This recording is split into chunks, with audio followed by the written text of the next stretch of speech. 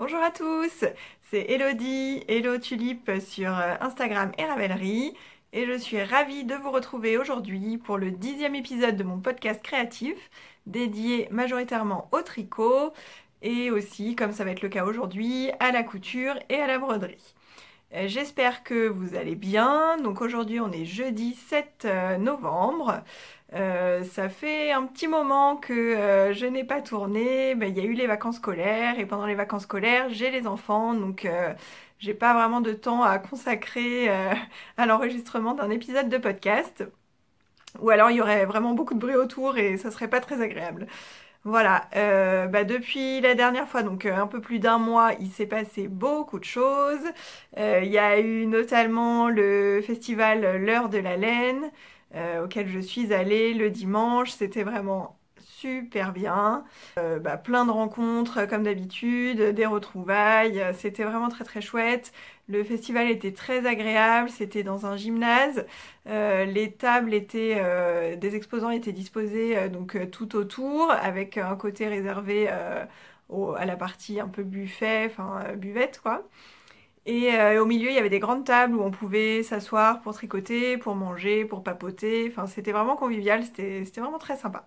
J'ai beaucoup aimé. Et puis bah voilà, comme enfin, retrouver les copines, papoter, tricot pendant toute une journée. Enfin moi, évidemment, ça me plaît.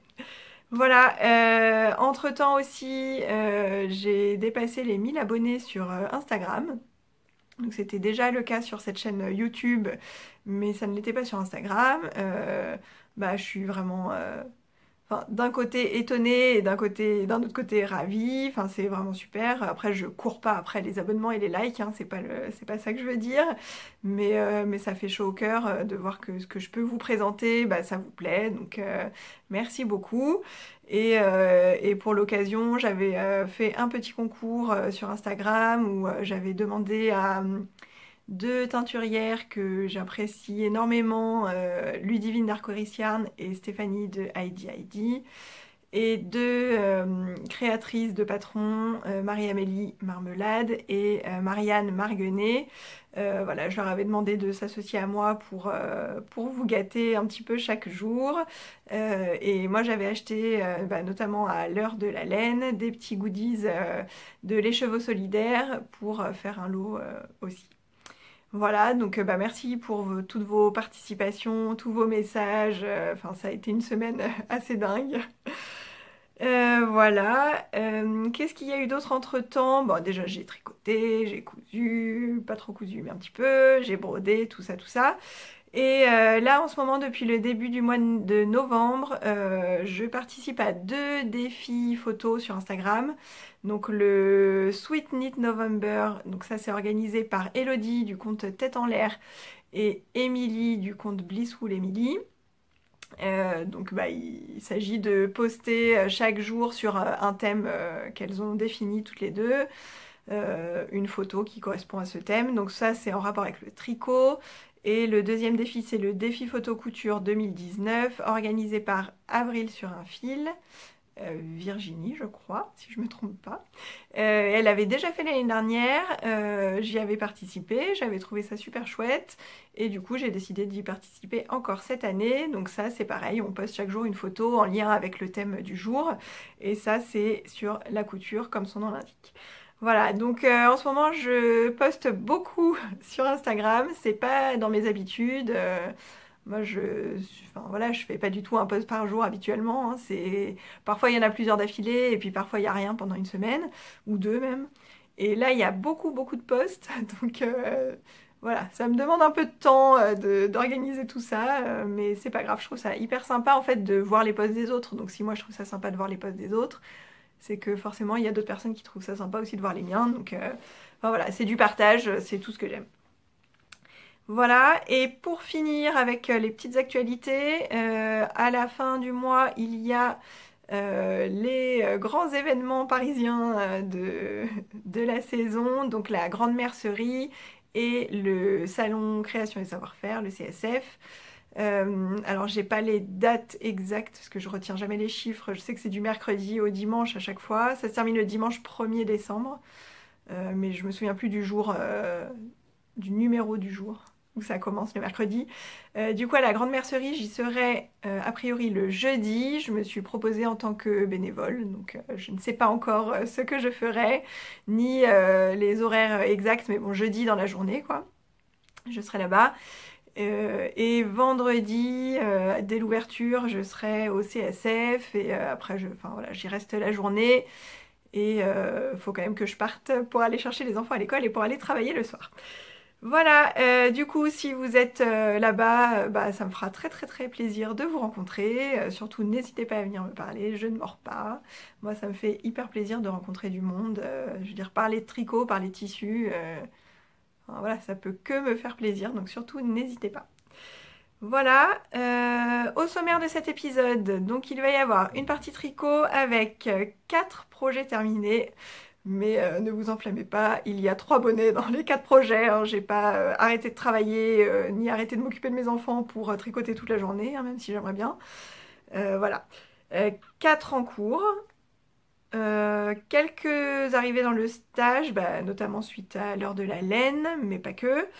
Après, il y a une partie couture assez peu fournie parce que j'ai pas tellement cousu là en octobre. Le mois d'octobre a défilé à toute vitesse. En fin de mois, bah, après il y avait les vacances scolaires. Moi, pendant les vacances scolaires, je ne couds quasiment pas.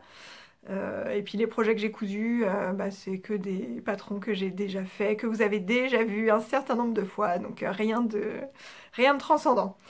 Et une partie broderie avec un projet terminé et un en cours. Voilà, on va attaquer tout de suite avec la partie tricot et les projets terminés.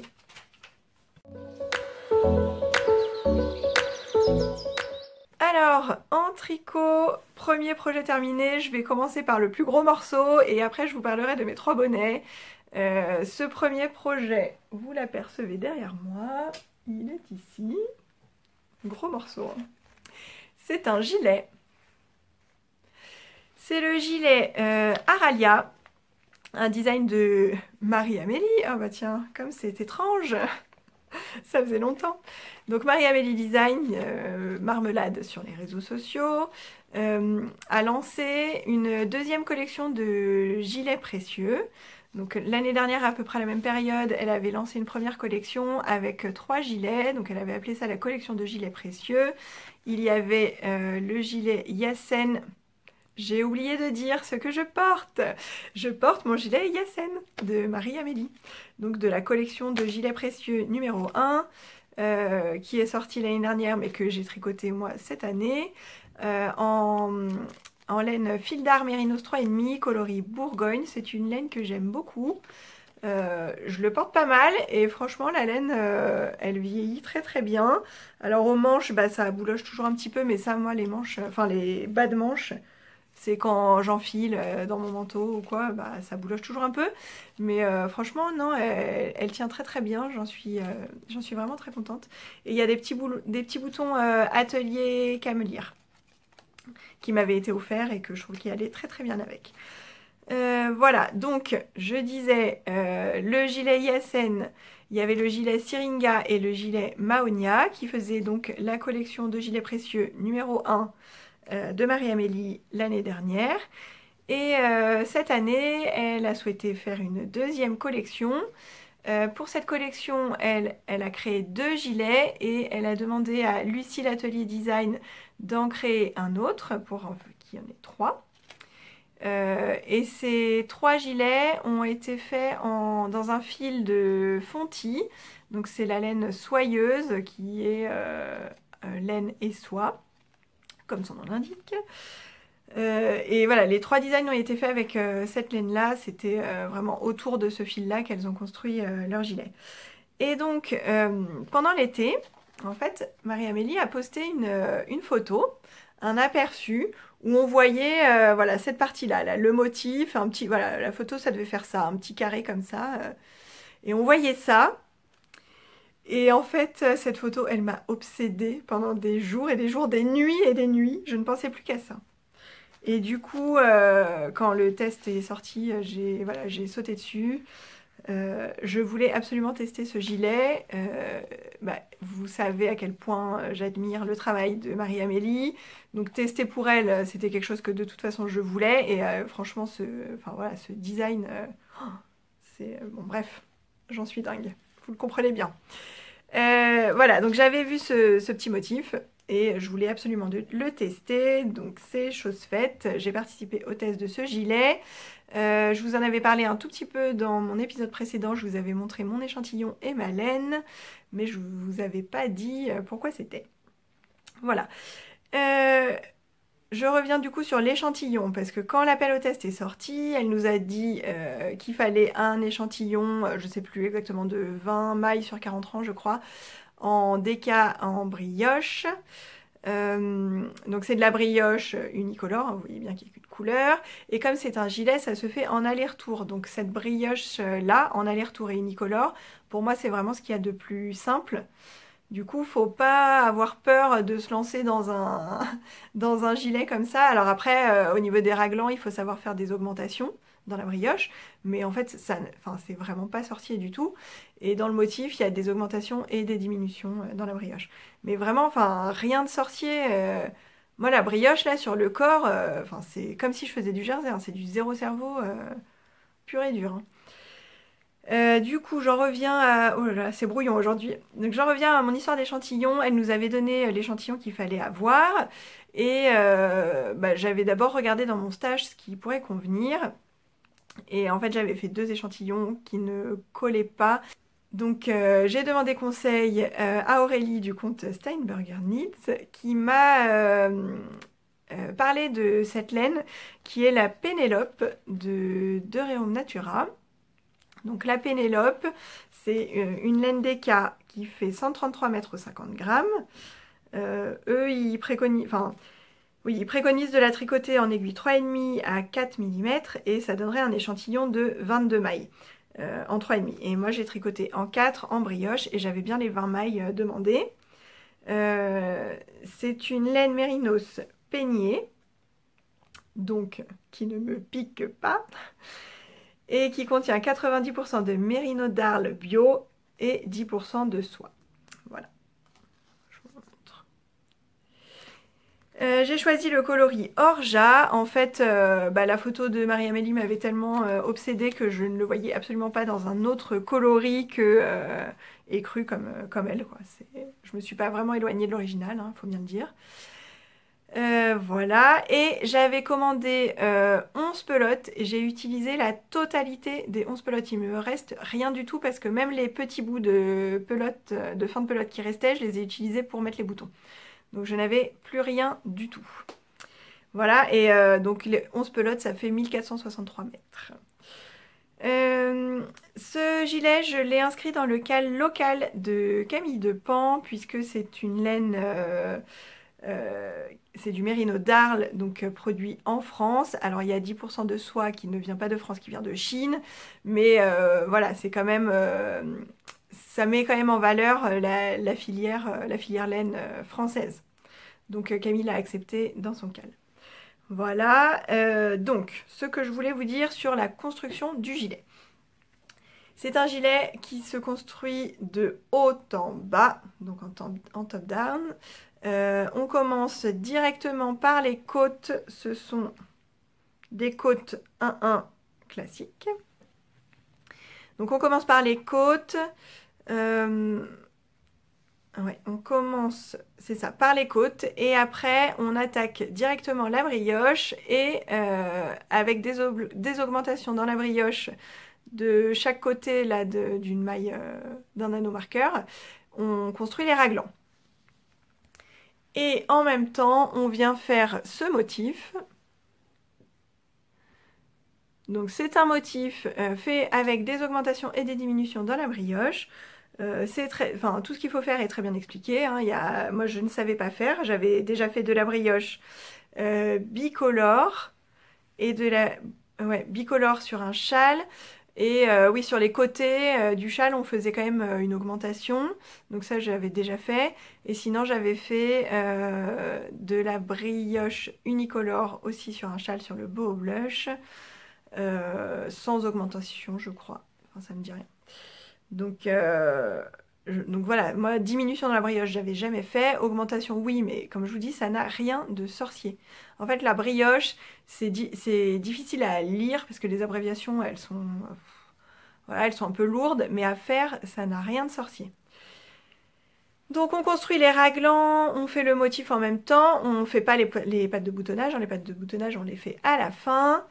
Arrivé à la longueur de raglan préconisée, on sépare on met en attente les manches ici là.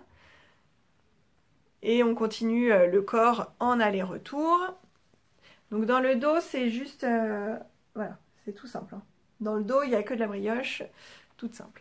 Et on va jusqu'en bas, et en bas, on fait à nouveau des côtes. Les côtes 1-1 comme à l'encolure. Ensuite, on récupère nos manches. On fait les manches tout droit en brioche. À la fin, on fait beaucoup de diminutions pour avoir un poignet resserré en côte 1-1. Pareil de l'autre côté. Et à la fin, on relève les deux pattes de boutonnage, là et là. On fait les boutonnières, on coud nos boutons et c'est fini. Voilà. Moi, il m'a quand même fallu 1 mois et quelques pour le faire.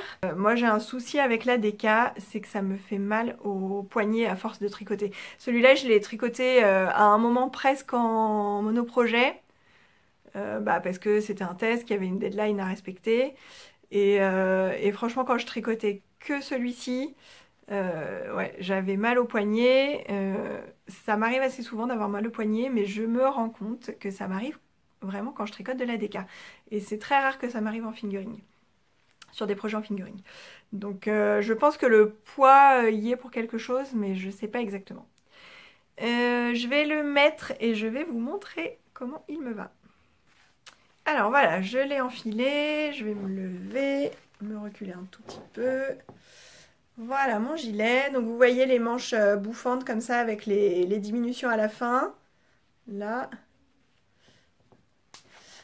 Et il m'arrive, voilà, au niveau un peu en dessous de la ceinture du jean. C'est exactement la longueur que j'aime.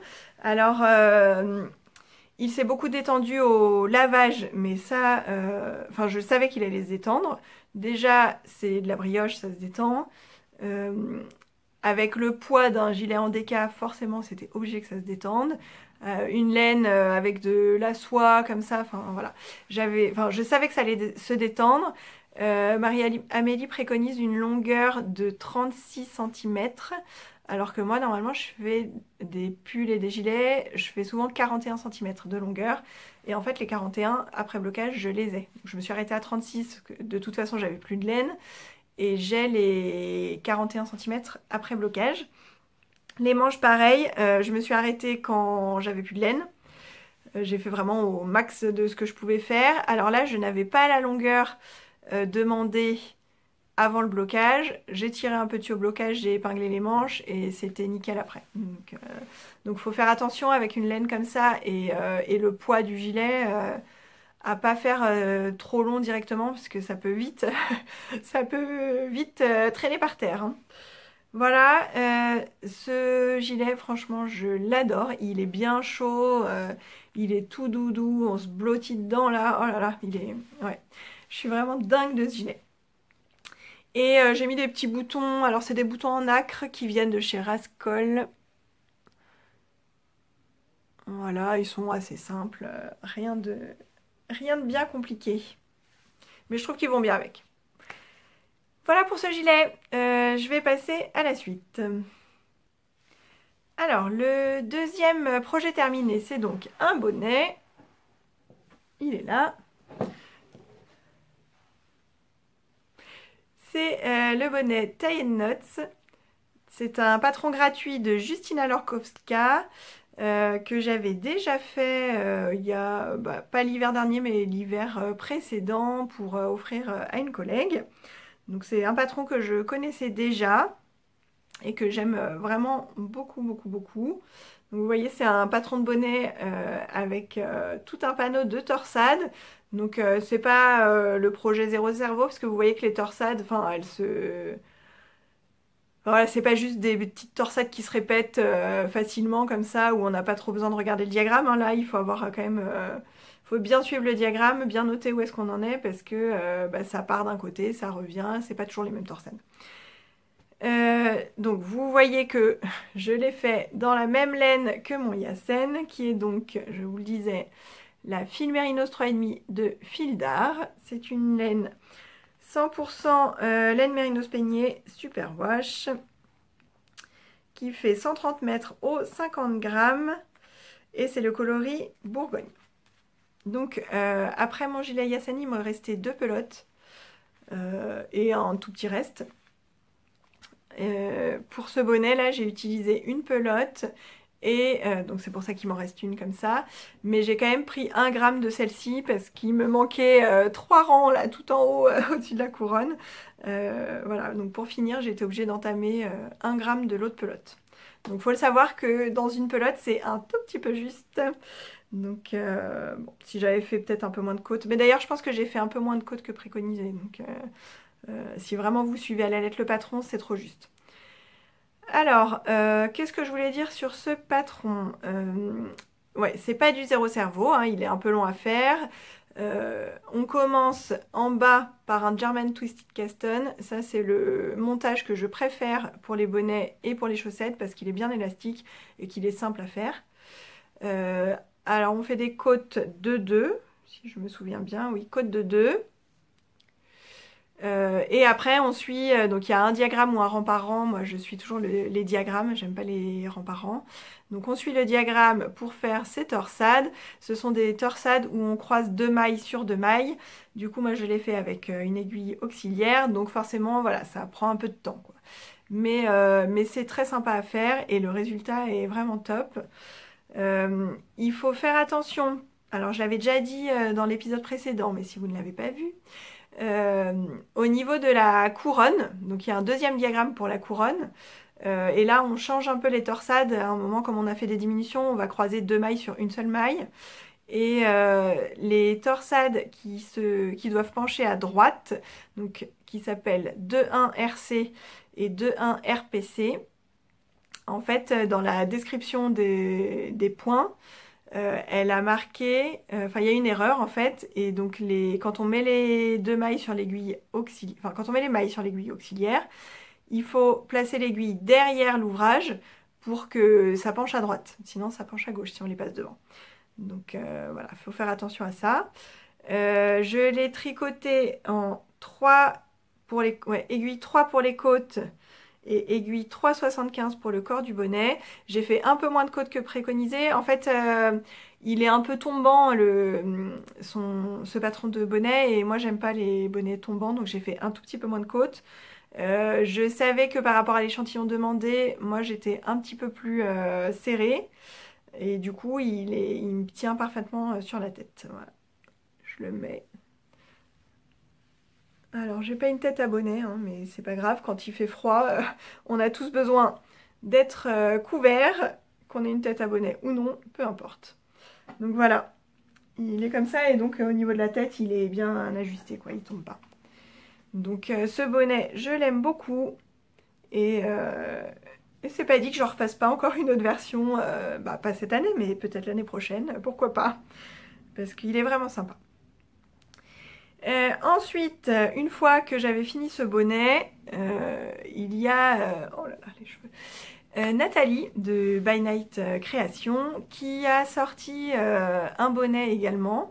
En fait, elle a sorti un châle et un bonnet en même temps, et son bonnet, elle l'a offert, elle l'a mis en téléchargement gratuit pendant les premiers jours du lancement. Donc le châle était payant, le bonnet était gratuit pendant quelques jours, et ensuite maintenant il est devenu payant. Et en fait, j'ai regardé son podcast au moment du lancement, donc elle le montrait, et bah, je l'ai téléchargé immédiatement, je l'ai mis sur mes aiguilles dans la foulée, et en 2 jours c'était fait.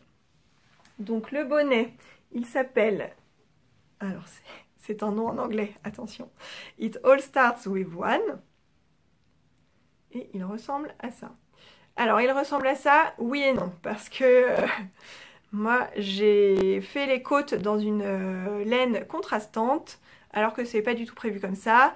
Normalement les côtes sont plus grandes et il y a la possibilité de faire encore de plus longues côtes et de faire un revers.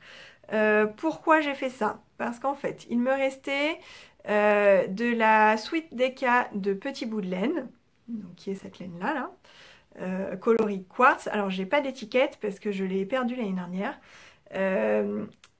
L'année dernière j'ai fait 2 bonnets pour offrir en cadeau de Noël. C'était des Kobuc. Et donc il y en a un qui était pour ma belle-mère que j'ai fait dans cette laine là avec de la Kid Silk rose. Et un autre pour ma sœur dans la même laine mais un autre coloris, c'était du gris. Et avec de la Kid Silk grise aussi. Et donc à chaque fois, j'avais un reste. En fait, j'avais utilisé à peu près la moitié de l'écheveau, un petit peu plus de la moitié de l'écheveau pour la laine rose, et il me restait 47 grammes. Dans la présentation de son bonnet, Nathalie disait qu'il fallait quand même 55 grammes quand on faisait la version avec juste les côtes classiques, sans revers. Si on faisait avec les revers, il fallait encore plus. Donc moi j'avais 47 grammes et je me suis dit, oulala, ça va jamais passer. Même en faisant des côtes plus courtes, enfin voilà, j'avais vraiment peur que ça passe pas. Du coup, j'ai ouvert ma boîte de restes et j'ai trouvé 2 restes, alors des mini restes de fingering. Donc j'avais, en fait là ce que vous voyez, c'est le coloris poussière florale de la pelote vagabonde que j'ai utilisé pour tricoter mon gilet Margot de Elong avec Anna. Il devait m'en rester 5 grammes à tout casser. Et ouais, je pense 5 grammes. Et j'avais aussi un petit reste de Squirrel's Yarn, je pense, colorité à la rose, que j'avais utilisé pour tricoter le cardigan Lady Mademoiselle Dandelion de Elong avec Anna aussi. Et donc c'était de la fingering aussi. Et c'était du rose très pâle, plus pâle que celui-là même. Et donc j'ai associé les deux. J'ai mis un fil de chaque. Et pareil, il devait m'en rester à peine 5 grammes, quoi.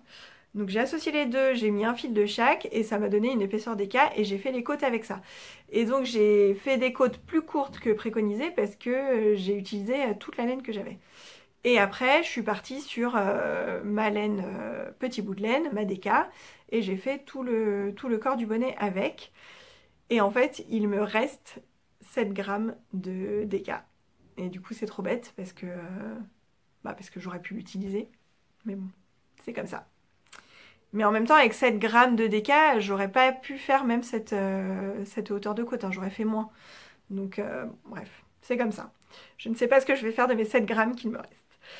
Bref, oui, donc à partir de là, c'est de la dentelle, mais alors une dentelle très très simple avec jeté, GGT, 2 mailles ensemble. Franchement, il n'y a rien, aucun point compliqué, ça se fait hyper vite.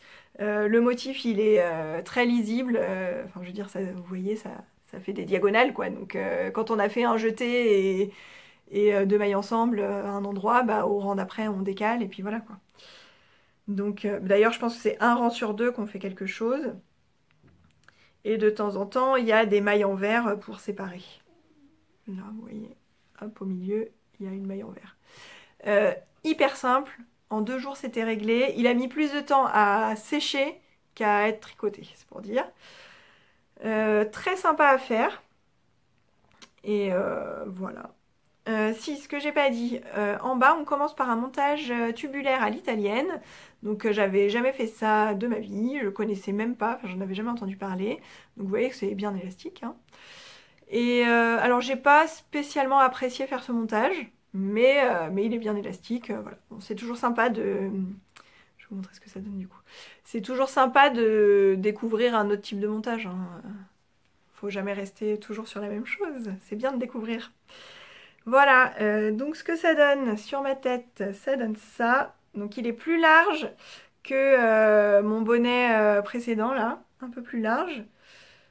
Et par contre en hauteur, bah voilà, pareil, il me colle bien à la tête. Alors je sais pas s'il mériterait d'avoir un pompon celui-là, je sais pas trop. Bon, de toute façon moi, comme je vous dis, hein, les bonnets ça me va pas hyper bien, mais c'est pas grave. On a besoin d'avoir chaud. Voilà, je l'ai tricoté en 3,5 pour les côtes et 3,75 pour le corps. J'avais pas fait d'échantillon. Pour les bonnets, j'en fais pas forcément. Soit je sais déjà en fait comment... Enfin, soit j'ai déjà utilisé la laine et du coup je sais à peu près comment je la tricote. Là c'était le cas parce qu'en fait mon bonnet Kobuck, je pense que j'avais tricoté en 375 aussi, donc je savais déjà ce que ça allait donner.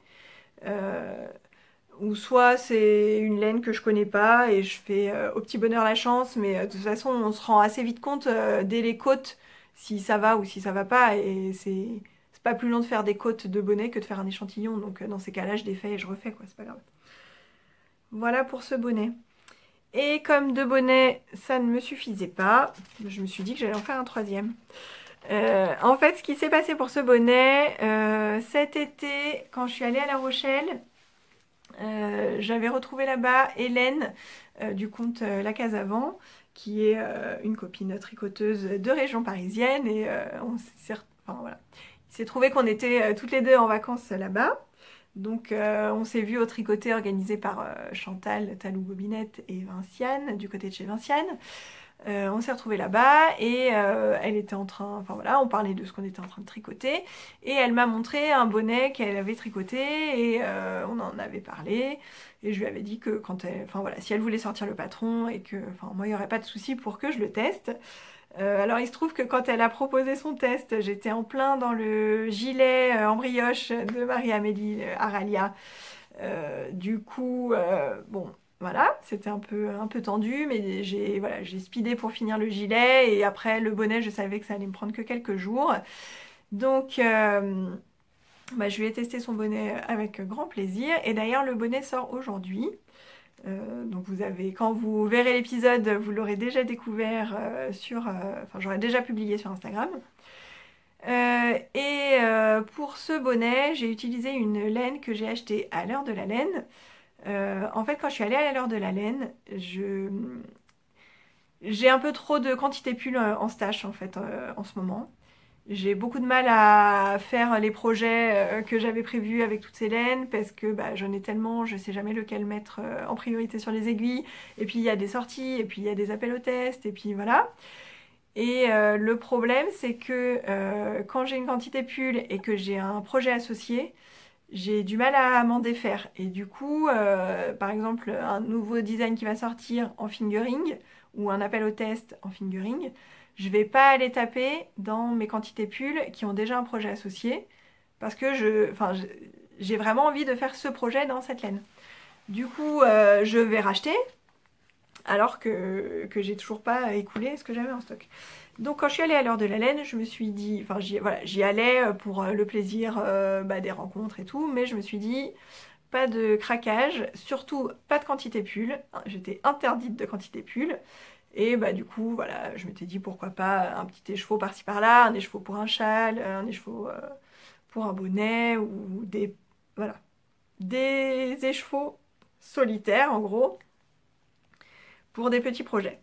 Et j'ai atterri sur le stand de Eline Hélène. Et Eline Hélène, en fait, j'avais très envie de lui acheter de la laine parce que quand j'ai fait mon expérience de teinture, bah, il y a quelques mois déjà, hein, j'avais cherché plein de renseignements sur Internet. Alors, il y en a des renseignements, mais souvent, ça reste assez évasif. Et sur son blog, elle avait fait 2 articles il y a déjà quelques temps, hein, je pense qu'il y a au moins un an. Et ces articles, je les trouvais assez précis, en tout cas plus précis que ce que j'avais trouvé d'autres. Et je me suis vraiment bien servi de ces articles pour me lancer. Et bah voilà, j'avais envie de lui parler de ça, j'avais envie de la remercier pour ça. Donc je lui ai pris un écheveau de sa base Yakuza DK. Donc c'est de la... Alors, je vous montre l'étiquette. Eline Hélène. Donc Yakuza DK. C'est... Et les cheveux là. C'est de la DK 212 mètres au 100 grammes. Il y a 60% de Merino Superwash, 20% de soie et 20% de yak. Et le coloris, c'est Jode pur. Jode pour, je sais pas comment on dit. C'est un bleu... Alors pas bleu marine, mais bleu jean foncé, on va dire. Et en fait, le fait que ce soit sur du yak, comme le yak est grisé, c'est ça qui fait que ça fait un effet de jean, je pense. Parce que sinon, ça serait du marine. Mais sur le yak, ça donne vraiment une autre dimension à la couleur. Et moi, les bases avec du yak, je trouve ça trop beau. J'en avais tricoté pour Heidi Heidi en tant que sample knitter en début d'année. Dans son coloris burgundy qui était le bordeaux de mes rêves. Et celle-ci, pareil. Enfin, à chaque fois que je vois des échoues avec du yak, enfin, je me dis vraiment, ça donne à la couleur vraiment une dimension différente et j'adore, une profondeur en fait que j'aime vraiment beaucoup. Voilà.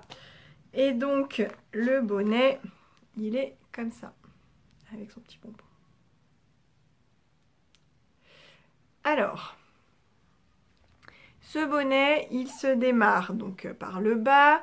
Elle préconise pas de montage spécifique. Du coup, j'ai fait le German Twisted Caston que j'aime beaucoup parce qu'il est bien élastique. Il y a plusieurs versions possibles dans ce bonnet. Donc déjà, il existe en bonnet et en béret, en plusieurs tailles, de bébé à adulte. Et on peut le faire soit en fingering ou sport. Non, en sport ou en déca, avec un échantillon, je sais plus, de 24 mailles, je crois. L'échantillon se fait sur jersey. Soit en worsted avec un échantillon de 22 mailles. Et en fait, donc moi je l'ai fait en déca, mais mon échantillon était de 22 mailles. Donc je suis partie sur la version worsted. Et donc j'ai choisi la taille 54 cm. Vu que je fais 56 cm de tour de tête, elle préconise 2 à 5 cm d'aisance négative, donc de moins que notre tour de tête, pour que ça serre bien la tête, tout simplement. Donc j'ai fait ça à la taille 54. Et on peut faire soit des côtes toutes simples, soit des côtes plus longues qu'on retourne pour faire un revers. Et dans les côtes plus longues qu'on retourne, on peut choisir d'avoir des côtes torse apparentes sur le revers. Donc il y a une façon, une méthode pour qu'on voit bien l'endroit des côtes torse apparentes. Voilà, donc moi j'ai choisi la version la plus simple, les côtes 1-1 classiques. Oui, côte 1-1 classique. Et la bande simple, pas de revers. Ensuite, on a un motif qui se fait avec des mailles torse. Ici, c'est des mailles croisées avec une maille qui est torse et du point popcorn qui ressort pas bien. Du point popcorn et le fond, c'est du jersey en vert. Alors, il n'y a rien de compliqué. La façon de faire les mailles croisées, là, sans aiguille auxiliaire, est expliquée. Les mailles torse, c'est pas compliqué. Les mailles en vert, c'est pas compliqué. Le point popcorn, elle donne une méthode que j'ai un tout petit peu modifiée par la suite parce que je trouvais que ça ressortait pas très bien. Mais ça après, elle dit bien qu'il y a plein de façons de faire des noppes ou des mailles popcorn et que voilà, on choisit la solution qui rend le mieux pour nous. Et donc voilà, on monte comme ça. Et après, il y a une très jolie couronne. Alors là, du coup, la couronne, on la voit plus à cause du pompon. Mais ça rend vraiment super bien. Vous pourrez aller voir sur mon post Instagram ou sur ma fiche Ravelry, je l'ai mise aussi. On voit bien la photo d'en haut, la couronne elle est vraiment magnifique. Après j'avais envie d'un bonnet avec un pompon parce que je venais de faire 2 bonnets sans pompon. Donc bon voilà, ça tombait juste mal en fait. Et puis j'avais surtout un pompon qui convenait parfaitement, un bleu nuit là qui convenait très bien. Voilà, j'ai utilisé pile la moitié de mon écheveau. J'ai pesé mon écheveau parce qu'on était en période de knit itch, donc j'avais 105 grammes et il m'en reste 52. Donc j'ai vraiment utilisé la moitié de mon écheveau. Avec le reste, bah, je vais pouvoir refaire un autre bonnet, vu qu'on n'en a jamais assez. J'ai tricoté ça en 2,75 pour les côtes et en 3,5 pour le corps du bonnet. Et voilà, ça a été assez rapide à faire. Le motif, il est assez simple à lire, puisque ça, voilà, ça se suit. Il y a un diagramme, enfin c'est diagramme et rang par rang, il me semble. Mais alors moi, je lis jamais les rangs par rang. Si, c'est sûr, il y a un diagramme et un rang par rang. Voilà. Ce bonnet, je le trouve mais vraiment très très beau. Je vais vous le passer sur la tête.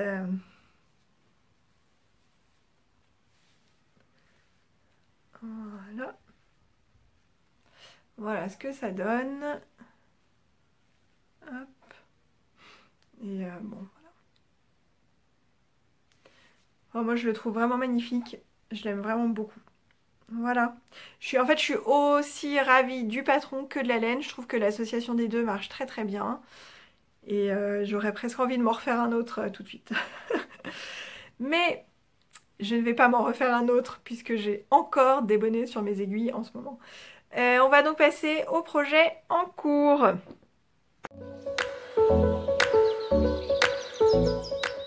Alors les projets en cours, on va faire le point Pigamon de l'épisode, c'est indispensable. Vous n'allez pas en revenir puisque mon Pigamon a un corps. Tadam! Qu'est-ce que je suis contente. J'ai fini le corps de mon Pigamon. Et ouais, incroyable. Incroyable, incroyable. Dans la foulée, je lui ai fait son encolure. Comme ça, c'est réglé, on n'en parle plus. Et il reste plus que les manches. Alors, il y a une petite démarcation, je ne sais pas si vous voyez bien. En vrai, elle se voit un peu plus qu'à la caméra. C'est étrange, d'habitude c'est l'inverse. À partir d'ici, là, j'ai alterné au changement d'écheveau, mais j'avais quand même un écheveau plus foncé que l'autre. Donc, mais bon, comme la laine est variée, c'est pas la cata. Enfin, disons que ça ira bien comme ça. De toute façon, j'allais pas le défaire et recommencer, hein, vu que déjà, ça va bientôt faire un an que je suis dessus. Bon, voilà. Je fais un tout petit rappel. Pigamon, c'est un modèle de Marie-Amélie Design, marmelade, avec un très joli empiècement là en côte-torse. En haut, c'est du point de semis, en bas, c'est du point de riz brisé. C'est pour ça que c'est très très long à faire, puisqu'on a tout le corps en point de riz brisé. Derrière, c'est exactement la même chose, mais l'empiècement en côte-torse, il est droit. On commence par en haut, par le dos. Ensuite, on relève des mailles sur chaque demi-devant. On rejoint à l'encolure. On fait le motif. Et quand on arrive sous les emmanchures, on remet le dos et le devant sur le même câble et on tricote en rond. Voilà, c'est un modèle de pull sur lequel il faut être assez concentré au début puisqu'on a vraiment différentes choses à faire en même temps, différents points et en même temps des augmentations pour les emmanchures. Les manches vont être relevées parce que ce sont des manches montées et pas des raglans ou un yoke, donc on ne laisse pas les manches en attente.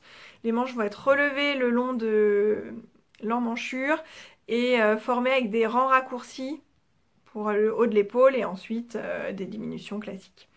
Voilà, donc il me reste les manches à faire. En fait, c'est pas que j'ai pas envie de faire les manches, parce que moi tricoter les manches ça me dérange pas. Mais ce qui m'embête c'est de relever les mailles. Je sais qu'il va me falloir 1 heure pour relever les mailles. Parce que on n'a jamais... Enfin voilà, faut pas relever toutes les mailles, faut relever parfois 2 sur 3 ou quoi. Faut essayer d'avoir un nombre qui se rapproche du nombre préconisé, même si c'est pas très grave si j'ai pas le nombre exact. Mais bon, faut pas que j'en ai 15 de plus, sinon ma manche elle sera trop grande. Et puis après pour les rangs raccourcis, ça va décaler. Donc souvent pour arriver au bon nombre de mailles, il faut que je m'y reprenne à 2 fois. Donc bon, voilà. Une fois que ce sera relevé, il n'y aura pas de problème. Hein, mais le fait de relever les mailles, voilà, ça me motive pas. Donc bon, c'est déjà bien, il a son corps. Je vais quand même pas trop tarder à m'y mettre pour les manches parce que celui-là, j'ai vraiment envie de le finir. Voilà, je vous en parle pas plus. C'est pas comme si je vous l'avais jamais montré, que je vous en avais jamais parlé. Donc celui-là, c'est un temps en bonne voie.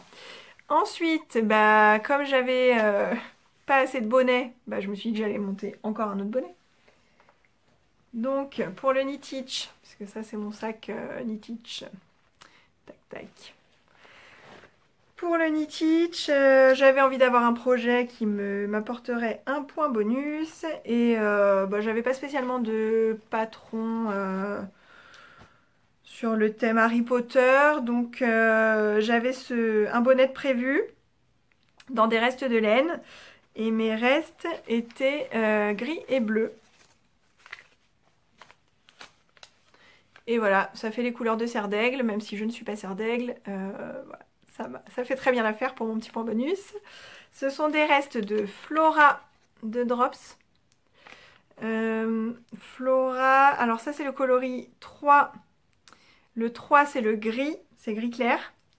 Et l'autre c'est indigo, c'est le coloris 10. Avec Célène j'avais fait mon pull Branches and Buds. C'est mon premier jacquard que j'ai fait il y a 2 hivers je crois. Ouais, il me semble que c'est ça. La Flora c'est une laine 65% laine, 35% alpaca. Et c'est une fingering, elle fait 2 cm 50 grammes. Elle est plutôt bien comme laine, moi elle me convient. Elle a pas mal bouloché sur mon pull, mais bon après voilà, on rase, hein, c'est pas très grave. Mais je pense qu'elle est pas mal pour le jacquard. Et donc j'ai monté un bonnet en jacquard. Alors ce bonnet, c'est le modèle Algae de, devinez, Marie-Amélie. Wouhou! Quelle surprise! Donc le bonnet Algae de Marie-Amélie Design, en fait c'est un patron qu'elle avait mis en ligne gratuitement sur son Ravelry Store l'hiver dernier, ça devait être à l'occasion de Noël ou jour de l'an, enfin quelque chose comme ça. Voilà, elle avait publié un patron gratuit, je le trouve très très très joli. Et plus il monte et plus je l'aime. Donc voilà, c'est donc du jacquard qui se commence par un montage où elle ne précise rien. Donc j'ai fait un German Twisted Caston, des côtes 1-1 pendant 10 cm puisque celles-ci vont être repliées.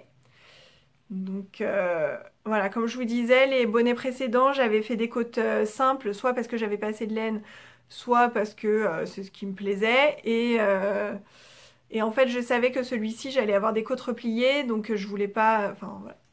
Je vais avoir plein de bonnets, mais finalement, ils sont tous différents. Donc, c'est très bien. Donc, 10 cm de côte 1-1, c'est très long. Et comme on est sur de la fingering, il y a beaucoup plus de mailles que sur un gilet en DK. Donc, c'est long, c'est long, c'est long. Et après, on fait un rang avec quelques augmentations réparties. Et on attaque le jacquard.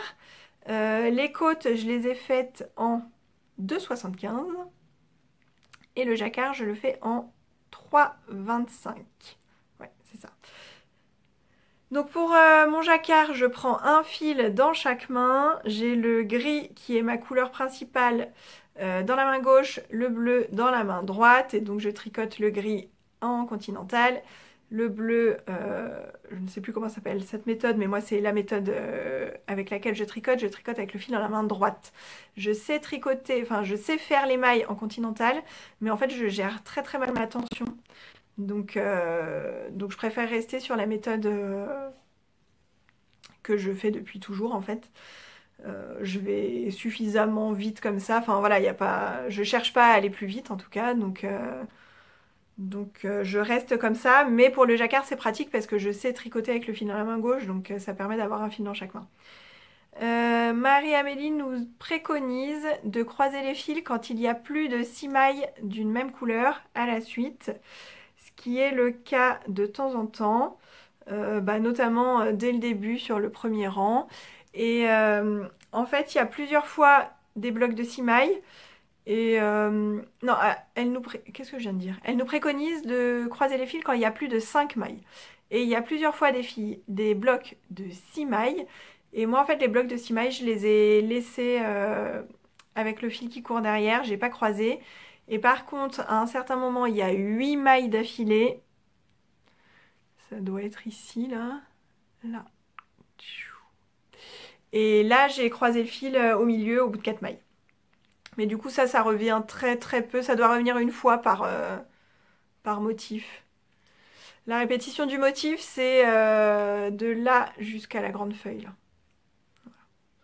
Oui, j'ai dû faire... Si, j'ai dû peut-être déjà le faire 3 fois, croiser les fils, mais c'est tout. Voilà, bon, au niveau tension, j'ai l'impression que ça va. Après, évidemment, ça va demander du blocage, hein, ça gondole un peu et tout, mais bon, c'est normal. Je pense que ça va, j'essaye de pas être trop serré, de pas être trop lâche. Celui-ci, bah du coup, je le tricote pendant les matchs de Knit-Teach, donc là, on est en pause. Je le tricote pas du tout. Et je vais le reprendre pour la finale. Voilà, pour ce petit bonnet. Troisième en cours, c'est encore un bonnet, puisque de toute façon là on est en plein dans la saison des bonnets, c'est-à-dire qu'il faut se préparer pour l'hiver. Donc forcément, les bonnets, c'est le bon moment pour les tricoter. Et en fait, moi, des bonnets, je n'ai quasiment pas. J'ai un Kobuck, mais qui est en mélange Deka et Kid Silk. Et la Kid Silk, elle me pique le front. C'est une horreur, donc je peux pas le mettre. Et j'avais le bonnet emporté par le vent de Armel Knits with Chocolat, que j'avais fait en mérino extra fine de Drops, qui était un peu trop grand, que j'ai passé à la machine et au sèche-linge pour qu'il rétrécisse. Et voilà, la laine, elle s'est un petit peu abîmée, donc en fait, je le porte pas.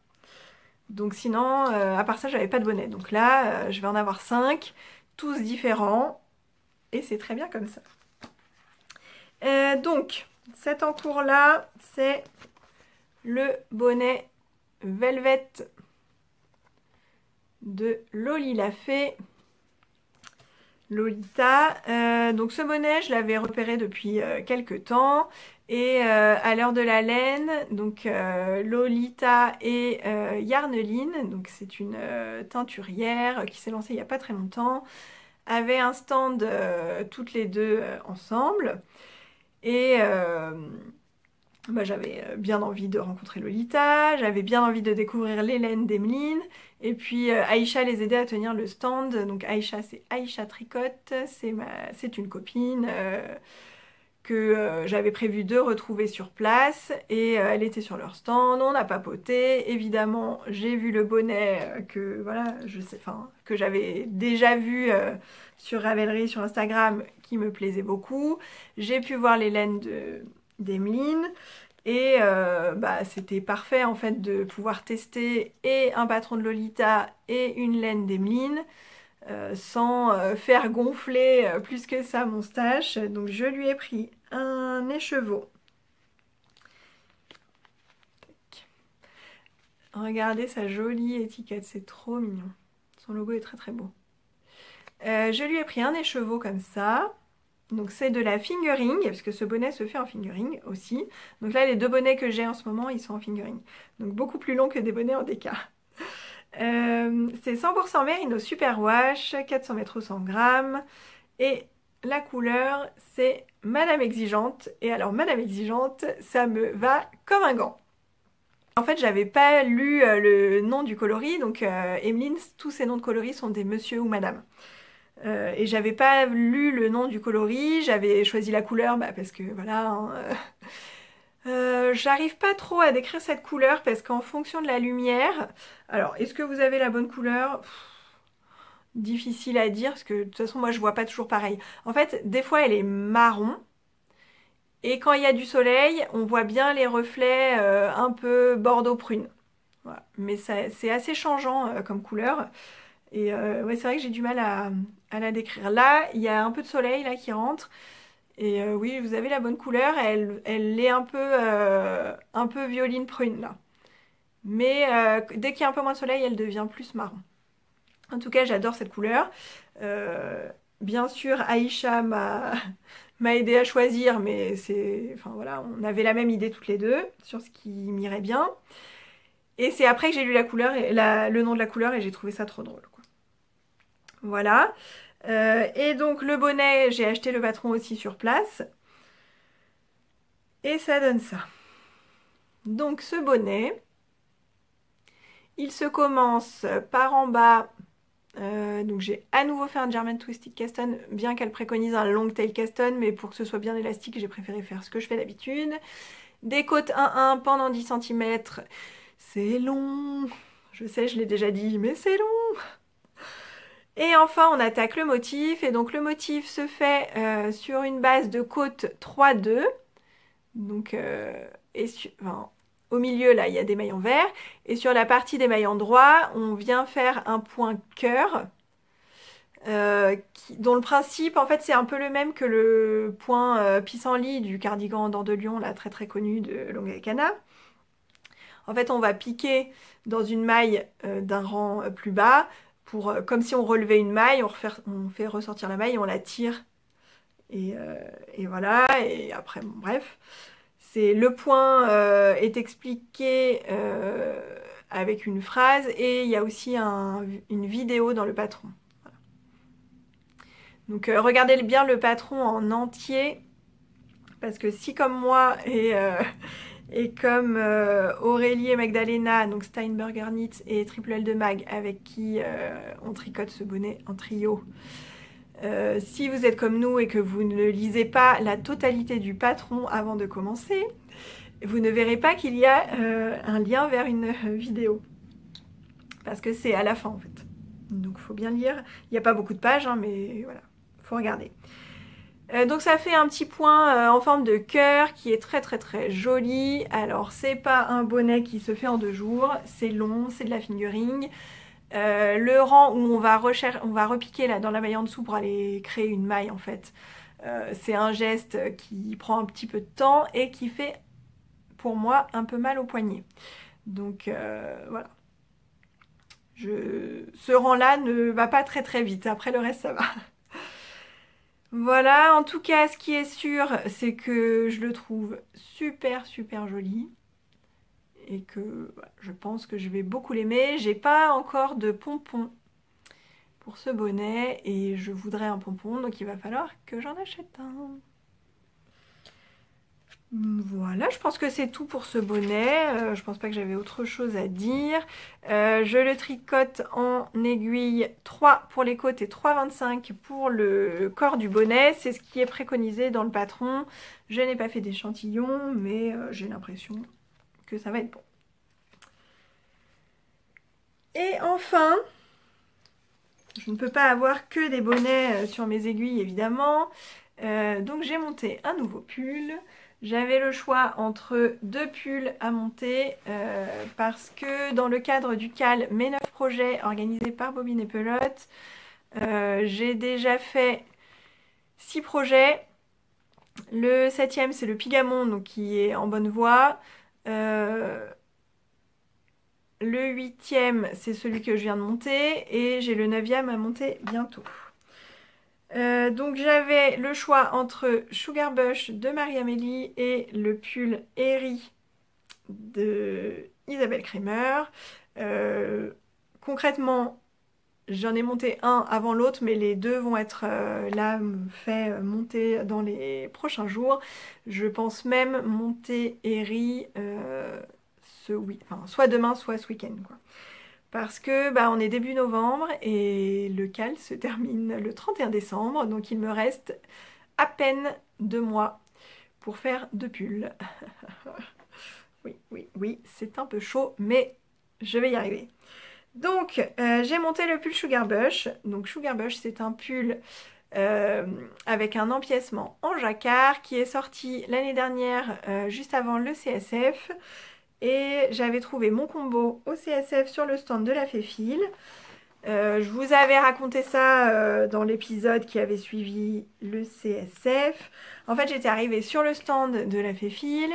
J'avais commencé à acheter un œil à ce qu'il y avait autour. Je papotais avec Mathieu, Matt813. Et il m'a demandé ce que je voulais. Je lui ai dit, je regarde, je regarde. À ce moment-là, Cécile, donc la teinturière de la Féfile, a tourné la tête vers moi. Elle m'a regardé 1 seconde et demie. Elle a fouillé, elle a mis les mains en dessous dans ses caisses de laine. Elle m'a sorti ça. Et j'ai dit, ah bah oui. Voilà. Et c'était fait. Et je les avais. En gros, ils m'ont sauté dessus, ces écheveaux. Alors bon, Cécile, elle me connaît pas du tout, hein, donc c'est pas... bien sûr que vous qui regardez mes épisodes, vous vous dites, bah oui, en même temps, c'était couleur, quoi. Il n'y a pas de surprise. Mais Cécile, elle me connaît pas. Donc elle m'a juste regardée.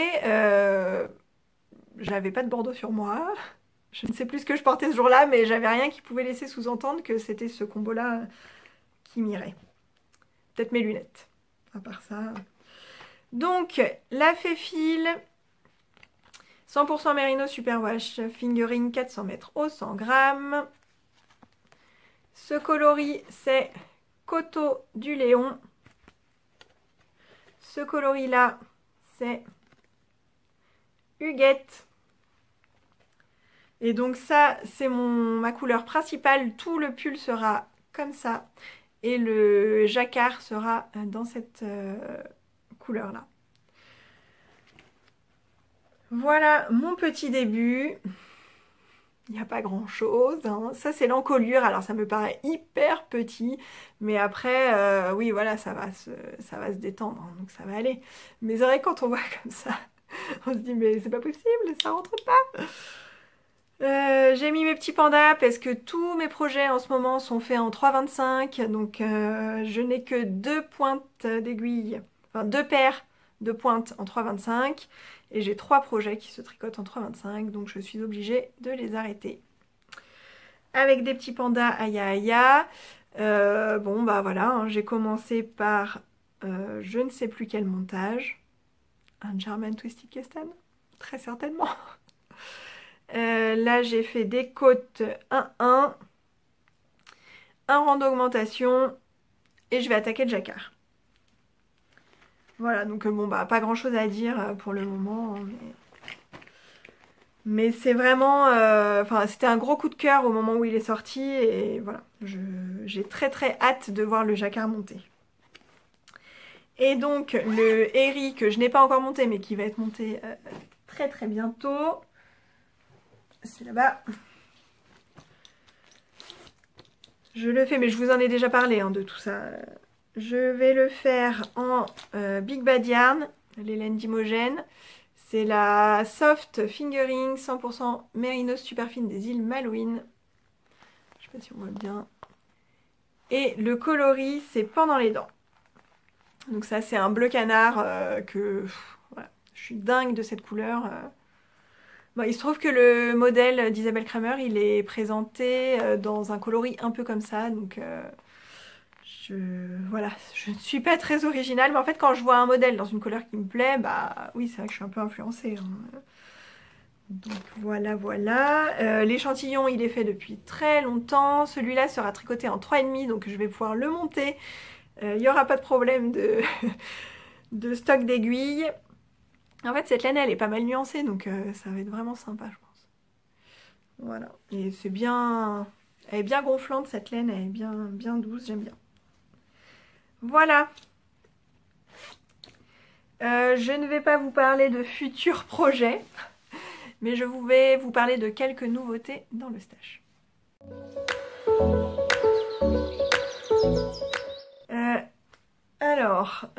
C'est pas chronologique mais c'est pas grave. Il y a pas longtemps je suis allée chez Tissus des Ursules parce que j'étais dans le coin et j'ai pris 2 pelotes de Katia Basic Merino. Donc c'est de la pure Merino Wool Super Wash. C'est de la DK, elle fait 120 mètres au 50 grammes. À pure Merino Wool, oui, mais en fait c'est 52% laine vierge et 48% acrylique. Et donc dans un coloris bien rouge, alors pas flash flash, hein, rouge quand même un petit peu sombre.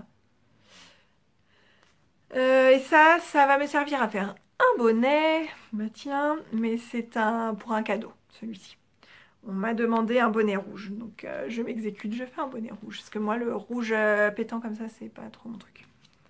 Alors, je trouve ça très beau, mais moi, je porte pas. Voilà, donc ça, c'est ce que j'ai acheté il y a pas longtemps. Et à l'heure de la laine, toujours, parce que donc j'ai pas acheté énormément à l'heure de la laine. J'avais dit donc pas de quantité pull, mais en revanche, j'avais vraiment à cœur de découvrir les laines que je ne connaissais pas. Enfin, disons que je connaissais les marques, j'avais déjà vues sur Instagram, mais j'avais jamais vu en vrai et j'en avais jamais tricoté. Donc il y avait Yarneline que j'avais jamais tricoté, j'avais jamais vu ces laines en vrai, Eline Hélène que je voulais absolument tester. Alors il y a encore plein de marques hein, que j'ai pas encore testées, mais bon ces deux-là je les voulais vraiment. Et il y avait également Célène qui fait de très très très jolis coloris. Son stand était superbe et je voulais vraiment prendre quelque chose chez elle. Du coup, sur le côté, il y avait un petit panier avec des 50 grammes un peu unique. Et je me suis dit que pour faire des chaussettes, ça allait être vraiment sympa. Donc j'ai pris cet écheveau-là qui n'a pas de nom. C'est de la laine à chaussettes, donc mérino nylon. C'est de la fingering, évidemment. Voilà, avec des jolies taches rose-violette et un peu gris violacé, que je trouve vraiment très très belle. Et pour aller avec, j'ai pris ce mini, donc c'est aussi de la laine à chaussettes, et c'est le coloris jus de raisin. Alors là, vous voyez pas très très bien, il est plus violet que ça, plus violine. Ouais, non, c'est pas bon là. Bref, c'est pas très grave. Voilà, donc je vais pouvoir tester ces laines, je suis très contente. Et voilà, et c'était vraiment important pour moi de tester différentes laines. Alors bien sûr, il y avait Ludivine d'Arco-Iris qui avait un stand, mais juste magnifique. J'aurais eu envie de lui en prendre encore, mais je connais déjà.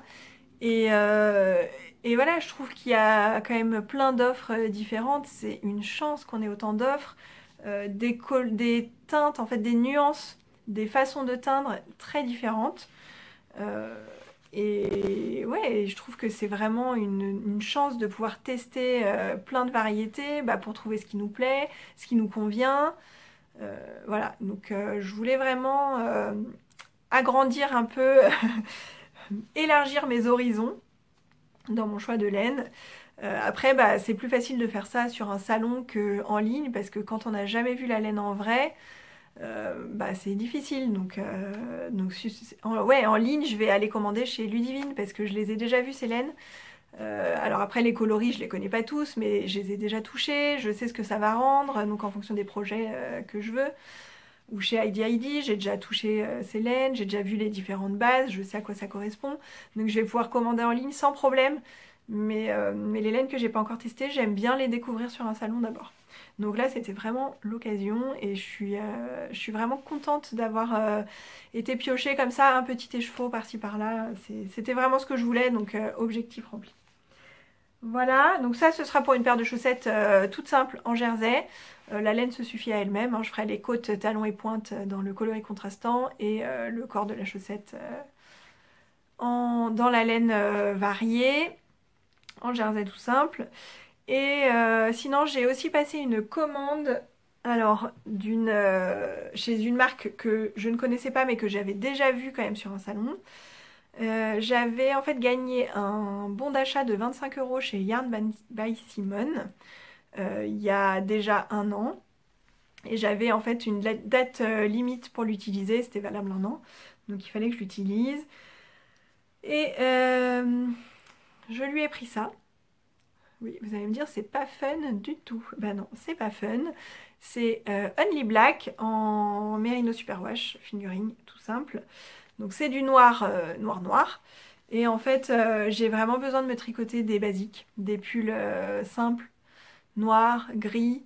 Euh, Là, j'ai tricoté un gilet écru, mais il est, enfin voilà, il est quand même un peu particulier. Il est pas basique, même si, enfin, je vais beaucoup le porter, hein, c'est sûr. Mais ouais, j'ai besoin de pulls simples dans des coloris neutres, et notamment ce que je porte le plus, du noir et du gris. Donc j'ai dans la tête d'organiser un cal l'année prochaine pour tricoter des basiques parce que moi, tricoter ça, bah, en fait, ça me motive pas du tout. J'en ai besoin, donc je l'ai acheté. Enfin, je veux dire, je suis contente de l'avoir acheté, je suis contente d'avoir cette laine, mais c'est pas ce qui me motive en fait. Donc, je vais avoir besoin d'un peu de motivation et je me dis que je pense qu'on est nombreuses à avoir besoin de basiques. Donc ça peut être une idée de cale assez sympa. J'ai besoin d'en parler avec moi-même dans ma tête un petit peu. Et si ça prend forme, je vous dirai ça, mais je pense que ça pourrait être sympa. Voilà, un cal qui s'étalerait soit sur toute l'année, soit sur 6 mois, ou soit un cal ponctuel, je sais pas encore.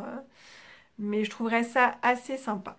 Comme ça, on partagera bah, nos laines chouchous dans des couleurs basiques, des patrons aussi, parce que l'idée d'avoir un basique, c'est pas pour avoir un pull avec une construction hyper particulière. Au contraire, j'ai vraiment besoin d'un basique. Alors pas le 100% jersey, bah, peut-être avec un petit truc en plus, quoi, mais quelque chose de simple et qui pourrait aller avec vraiment tout. Voilà. Donc Yarn by Simone, Only Black. J'en ai acheté 3 écheveaux. Et c'est tout ce qu'il y a de nouveau, bah, c'est déjà pas mal, hein. Normalement je suis pas censée acheter. Et puis il va y avoir le CSF et la grande mercerie à la fin du mois, donc au secours, au secours. À l'heure de la laine, j'en ai aussi profité pour acheter deux petites mignonneries. Tout d'abord, je suis passée sur le stand de Madame Manon. Madame Manon, elle fait des anneaux marqueurs trop jolis, aussi des pins, des badges. Et j'avais déjà prévu de lui acheter ça. C'est trop beau. C'est une petite tricoteuse pouf souffle. Bah oui, pour compléter mon petit sac. Donc là, il est sur la petite carte parce que je trouvais ça trop mignon la façon dont elle les présente. Mais évidemment, il va sur mon sac à projet spécial Knitich. Voilà. Donc ça, c'est vraiment trop beau. Et sur le stand de la boutiqueuse, donc Mélise, elle avait un stand avec ses sacs à projet. Et avec elle, il y avait sa copine Aurélie Atalante09. Si vous regardez le podcast de la boutiqueuse, vous en avez déjà entendu parler. Elle a une mercerie qui s'appelle Un instant chez moi. Je vous en reparle dans 2 minutes. Amélise, je lui ai pas pris un sac à projet parce que moi je couds, donc c'est vrai que je garde mon budget plutôt pour la laine que pour acheter des sacs à projet. Mais ils sont vraiment très jolis. Donc je vous invite à aller voir ce qu'elle fait, c'est vraiment sympa. En revanche, elle avait les petits badges de la tricoteuse Malpolie. Alors il y en a plusieurs, on peut acheter le kit entier. Et moi je voulais vraiment celui-ci parce que quand le jour où elle les a présentés, en fait, celui-là il m'a vraiment parlé. Je pense que j'étais dans un moment où j'en avais besoin. Ça dit, ta gueule, je compte. J'ai dit un gros mot. Il y a des moments où je voudrais bien m'en servir. Oui, oui, oui. Vous savez, quand ça fait 10 fois qu'on essaye de compter le nombre de mailles, qu'on en a 300 sur ses aiguilles pendant un châle où on s'est trompé et on comprend pas pourquoi et qu'on doit tout recompter, et que là, on en est à 296, 297. Et maman! Non! Ta gueule, je compte. Voilà. Donc j'adore. J'adore, j'adore, j'adore. Et pareil, je trouve ça mignon, la petite carte, enfin la façon de la présenter là. C'est trop mignon. J'adore. Ça m'a fait super plaisir de revoir Mélise, que j'avais vue cet été à La Rochelle. Du coup, voilà, on a pris le temps de discuter, c'était chouette. Et donc avec Mélise, il y avait Aurélie. Et vous la connaissez, la fille qui va à un salon de laine et qui revient avec un énorme coupon de tissu? Bah c'est moi. Voilà, voilà. Il est pas trop beau, sérieux. Donc ce tissu, c'est un tissu sweat, un French terry. Un sweat léger quoi, pas molletonné, bien extensible avec un intérieur bouclette comme ça. Et donc il y a de grosses fleurs roses et avec les tiges caramel et des abeilles. Alors pourtant moi je suis pas l'amie des abeilles, hein. Parce que je suis allergique aux piqûres d'insectes, donc bon, les abeilles c'est pas trop mon truc. Mais c'est très joli, voilà, c'est vraiment très très joli. Du coup, forcément ce sera un sweat. Et donc la boutique d'Aurélie, c'est Un instant chez moi. Voilà, elle a un compte Instagram, elle a une boutique en ligne. Voilà, je vous invite à aller voir tout ce qu'elle fait, elle a des super jolies choses. Et pareil, on a pu vraiment papoter, on se connaissait pas du tout. On a pu vraiment papoter. En plus, on était toutes les deux sur le test du gilet Aralia, le gilet en brioche. Donc on a pu en parler en direct. Enfin voilà, c'était super chouette de la rencontrer. Coucou Aurélie si tu me regardes. On va passer à la partie couture. C'est terminé pour le tricot. Celles qui ne sont pas intéressées par la suite, je vous remercie de m'avoir écouté et je vous dis à très bientôt.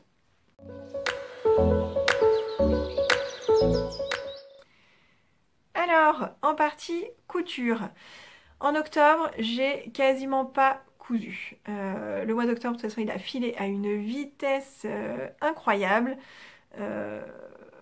J'ai très très peu cousu. Je ne sais pas trop dire pourquoi. Si, parce qu'il y a le knittage, donc forcément pendant les matchs je tricote, enfin j'essaye de tricoter beaucoup pour apporter des points.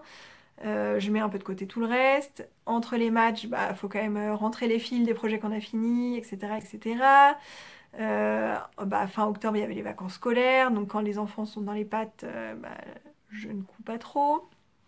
Donc voilà, peu de couture, et pourtant j'avais plein de projets, je vous en avais parlé dans l'épisode précédent, je voulais coudre un jean, je voulais faire la jupe du défi été indien, enfin j'avais 50 milliards de trucs à faire. Je n'ai rien fait, et donc comme j'avais peu de temps pour coudre, quand je me suis retournée vers la couture, je suis allée au plus simple, vers des patrons rapides, simples et efficaces. Donc, vous comprenez où je veux en venir. J'ai fait mes 2 derniers plantins de mon semainier de t-shirt. Alors, où sont-ils? Ils sont là. 2 plantins, alors je vais pas les essayer, hein. Je pense que le plantin c'est bon, vous connaissez. Le premier, c'est celui-ci que je vous ai déjà montré, que j'ai publié sur Instagram. Alors, c'est un jersey qui vient du site polonais Miki. Un jersey de coton sur fond bleu marine et avec des feuilles, voilà, motif tropical. Alors, c'est pas les couleurs habituelles, hein. Moi je suis souvent plus dans les roses, gris et tout. Mais voilà, ce tissu, il m'a vraiment tapé dans l'œil dès que je l'ai vu. Et voilà, ça change hein, d'avoir des couleurs un petit peu différentes. Moi, je suis pas fermée, hein. C'est vrai qu'il y a des couleurs vers lesquelles je me tourne facilement, mais je suis pas fermée. Il y a juste tout ce qui est moutarde. Donc là, c'est pas moutarde, hein, vraiment. C'est un vert clair qui tire un peu sur le moutarde, mais tout ce qui est moutarde, ça me va pas au teint, en fait. Donc j'évite. Après, tout ce qui est caramel, j'aime bien, mais c'est pas vers ça que je vais habituellement. Voilà, rien à dire de particulier, j'ai fait les mêmes modifications que je fais tout le temps. Et le seul truc que j'ai à dire sur ce t-shirt, est-ce que vous allez voir? Oui, vous allez voir. Voilà, il est sorti de la machine et ma couture d'ourlet à l'aiguille double avait sauté. Là. Donc il faut que je la refasse. Enfin, il faut que je refasse une partie, quoi, de là, entre mes 2 doigts, de là à là. Je ne sais absolument pas pourquoi ça a sauté, c'est la première fois que ça m'arrive, donc c'est pas très grave, hein. Un petit coup d'aiguille double, 5 minutes, le temps. Je vais en avoir pour plus longtemps à installer l'aiguille double qu'à faire ma couture. Et ce sera bon. Donc ça, c'est le numéro 6. Et le numéro 7, j'ai pas encore pris de photo avec, donc je ne l'ai pas encore publié, c'est celui-ci. Je vous avais montré le tissu la dernière fois, c'est un jersey de coton bleu marine avec des taches un petit peu fluo, que je trouve trop beau, je l'adore ce tissu. Et je l'ai acheté à la mercerie de La Rochelle, chez Pauline, pendant mon petit séjour de quelques jours à La Rochelle pendant l'été. Donc c'est Pauline et sa mercerie, donc le compte Instagram c'est La Mercerie La Rochelle. Elle a de trop jolis tissus, en plus elle est trop sympa, donc c'est un plaisir de lui acheter du tissu. Et voilà mon dernier t-shirt. Donc j'ai fait mes 7. Ouais, celui-là, rien de particulier à dire, vraiment non, rien de particulier quoi, c'est toujours le même plantain. J'ai fait mes 7 plantins à manches courtes et je vais pouvoir attaquer autre chose, sachant que je n'ai pas fini de coudre des t-shirts parce que là je vais passer à une série de t-shirts manches 3/4 ou manches longues, et notamment j'ai coupé hier matin un t-shirt dans ce jersey, et en fait je vous en parle tout de suite parce que ce jersey, je l'ai aussi acheté à Pauline. En fait, elle a posté une photo sur son compte, enfin sur le compte de sa boutique, La Mercerie La Rochelle, de ce jersey de coton là avec les taches léopard. Et les taches, elles sont dorées à paillettes, quoi. Donc déjà du léopard et en plus des paillettes. Voilà, j'étais obligée de craquer. Je lui ai tout de suite envoyé un message pour lui en prendre 1 mètre. Elle me l'a envoyé dans la foulée. Enfin voilà, c'est arrivé très vite. Et dans ce tissu, donc là c'est le petit reste que j'avais 1 mètre et il me reste quand même un morceau conséquent, hein, parce que, donc là il est plié en 3 et c'est voilà ce qui me reste. Et dans ce tissu, j'ai coupé un mix en fait entre le t-shirt Wanted, c'est le t-shirt de Vanessa Pouzet, que je portais la dernière fois avec son encolure carrée. Il est assez près du corps, il peut avoir des manches courtes, 3/4 ou longues. Et en fait, je l'ai mixé avec l'encolure du plantain parce que j'aime bien ce modèle de t-shirt. L'encolure, en plus, elle est vraiment super jolie, mais c'est quand même particulier et j'ai pas envie de le décliner, enfin d'avoir vraiment ce t-shirt-là dans plein de variations différentes. J'en ai déjà un blanc uni et celui que je portais la dernière fois à motif. Et du coup là, je voulais un t-shirt près du corps, mais je voulais pas l'encolure carrée, donc j'ai adapté, j'ai mis l'encolure du plantain dessus. J'ai coupé ça hier matin, donc faut que je m'y mette. Voilà, je pense que ça va être sympa et si ça marche bien, j'en ferai dans d'autres tissus. J'ai aussi cousu une dernière chose. Alors, je vous en avais déjà parlé. Il y a quelques épisodes, je vous avais montré une série de Sweet Linden qui m'avait donné du fil à retordre. J'avais commencé par faire une toile, ça allait moyen, j'avais fait des petites modifications, ça marchait pas. Finalement, j'avais pris un tissu où j'avais galéré pour l'encolure, enfin bref. J'avais eu un peu de mal et j'avais fini par trouver comment faire pour que ça convienne. Et j'avais coupé dans la foulée une version dans ce dans ce tissu-là léopard que j'adorais. Donc le tissu il vient de chez Benitex. C'est un French Terry aussi, un molleton, enfin un tissu sweat bouclette.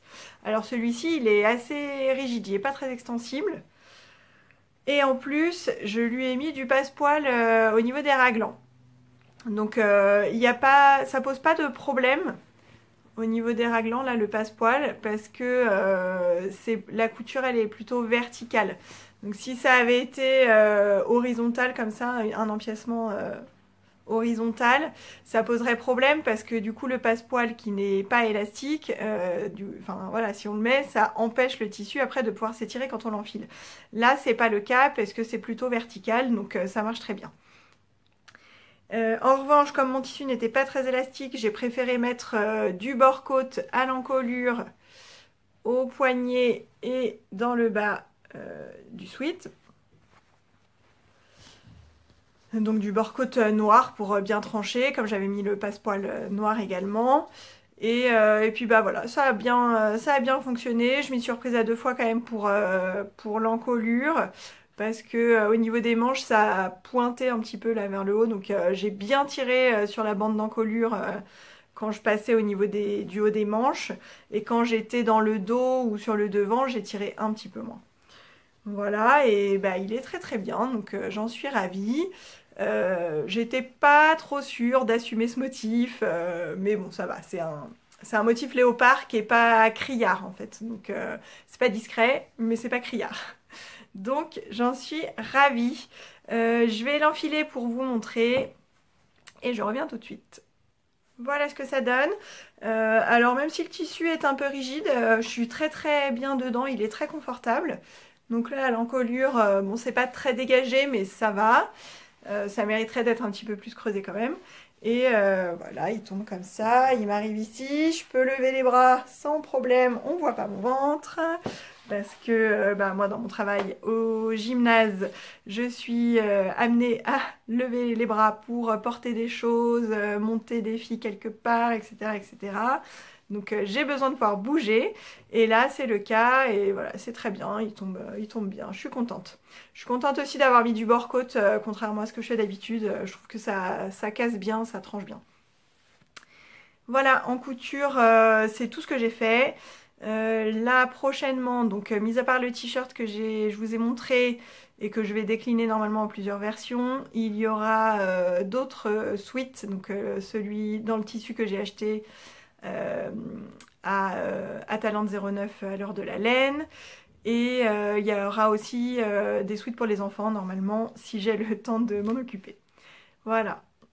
Du coup pour la partie couture c'est terminé et on va passer à la broderie.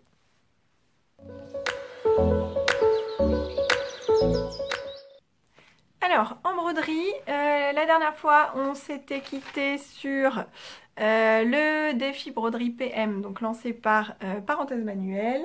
Donc qui nous avait proposé de broder une jolie couronne de feuilles et de fleurs. Alors, donc le défi s'est très bien passé. C'était pas trop long, les points se faisaient assez vite, j'ai vraiment beaucoup aimé. Pour la première fois, j'ai fait du passé plat, sinon tout le reste des points j'avais déjà fait. Et enfin voilà, je suis très très contente du résultat. Le seul petit hic, c'est que, vous allez le voir plutôt là. Je pense que c'est l'encre, parce que moi j'imprime le motif sur des feuilles de Magic Paper qui correspondent comme du Solufix, mais qui se passe, en fait c'est un format A4, donc ça passe dans l'imprimante. Et en fait j'ai l'impression qu'au lavage, l'encre, voilà, elle a bien terni mon rose, parce qu'à la base c'était un rose pâle très joli, et là, là aussi d'ailleurs. Et voilà, il est un peu moins joli, après c'est pas très grave. Si on connaît pas la couleur d'origine, c'est pas flagrant, mais bon, c'était ma petite déception. Et du coup, ça je dois en faire un sac à projet pour une occasion particulière dont je vous parlerai plus tard. Et voilà, il faudrait peut-être que je m'y colle un jour, ce serait pas mal. Donc ce défi c'était sur le mois de septembre. Donc la dernière fois j'étais vers la fin du défi je pense. Et au mois d'octobre, Julie Jolisonge a lancé son défi annuel, parce que tous les ans elle fait un défi broderie comme ça. J'avais participé l'année dernière, c'était ma toute première broderie, c'était le mandala qui est sur mon sac à projet là. Et cette année, elle nous a proposé de broder... Alors attendez, je regarde où c'est. Oui, c'est là. De broder un motif composé de feuilles d'automne. Alors j'ai pas le visuel du défi qu'elle a proposé, parce que moi j'ai décidé de faire un petit peu à ma sauce. Et en fait, au lieu de mettre ça sur une toile de coton classique et d'en faire à nouveau un sac à projet, j'ai découpé toutes les feuilles qu'elle proposait et je les ai mises sur le devant d'un sweat. Donc j'ai coupé le devant d'un sweat courcelle dans du molleton, vous voyez comme c'est molletonné à l'intérieur, dans du molleton gris, un peu chiné. J'ai disposé les feuilles tête en bas pour faire les feuilles qui tombent, quoi. Et voilà. Et là, donc j'ai pas mal avancé. Il me reste la grosse feuille qui est la dernière du défi, mais là, en ce moment, normalement, je devrais être en train de la faire. Et deux feuilles ici. Et donc, comme c'est automnal, j'ai choisi des couleurs de saison avec du jaune doré, du vert kaki clair, du vert un peu plus foncé, encore plus foncé, du marron, du prune bordeaux et du vanille. Voilà. Je n'ai absolument aucune idée du résultat final. Enfin si, on aperçoit, mais en fait je ne sais pas si je vais aimer ou pas. C'est marrant. Voilà. On verra bien. Je rajouterai peut-être une petite inscription ici, un truc genre Falling Leaves, ou un truc comme ça, je sais pas. On verra. Et donc là, en ce moment, j'en suis à cette feuille-là et en jaune doré. Alors là, les points sont assez simples. J'ai fait tous mes contours en point de tige. Il y a du point de bouclette, du point de nœud, du point d'épine, du point lancé, etc. etc. Je vous les montrerai peut-être plus en détail quand j'aurai terminé. Voilà, en tout cas, c'est très... Enfin, j'aime beaucoup. J'aime bien parce que, voilà, dans une feuille, il y a 2 ou 3 points différents. La feuille, ça prend pas si longtemps que ça à faire. Et en fait, je peux m'arrêter, enfin voilà, je peux vraiment faire une feuille, après je m'arrête, quelques jours plus tard, je refais une feuille, etc. etc. Donc c'est sympa. J'aime beaucoup. Voilà. Je vais m'arrêter là pour cet épisode. Il va être l'heure d'aller chercher les enfants à l'école. J'ai encore parlé pendant beaucoup trop longtemps, comme d'habitude. Je vais encore avoir beaucoup de montage à faire, comme d'habitude. Mais je ne veux pas avoir l'air de me plaindre parce que j'adore pas blablater comme ça avec vous, même si vous n'êtes pas directement là, c'est avec mon téléphone que je blablate, mais ça me dérange pas. Écoutez, je vous dis à bientôt. Je pense que je ferai un nouvel épisode après la Grande Mercerie et le CSF. Pour les personnes que je croiserai là-bas, à bientôt. En vrai, ça me fera très très très plaisir de vous voir. Ceux qui ne peuvent pas y aller, je sais que c'est pas la période la plus joyeuse, tout le monde ne fait qu'en parler et c'est pas très cool, mais c'est pas grave, je suis sûre que dans votre coin il y a aussi des salons auxquels moi je ne peux pas aller. Donc c'est pas grave, et puis on aura quand même peut-être l'occasion de se rencontrer ailleurs, pourquoi pas. À très bientôt, cousez bien, tricotez bien, brodez bien, amusez-vous dans ce que vous faites, c'est le plus important. Il y a assez de grisaille dehors et de morosité dans l'air. Il faut qu'on s'amuse dans nos loisirs, c'est très très important, et qu'on ne se prenne pas la tête surtout. À bientôt! Thank you.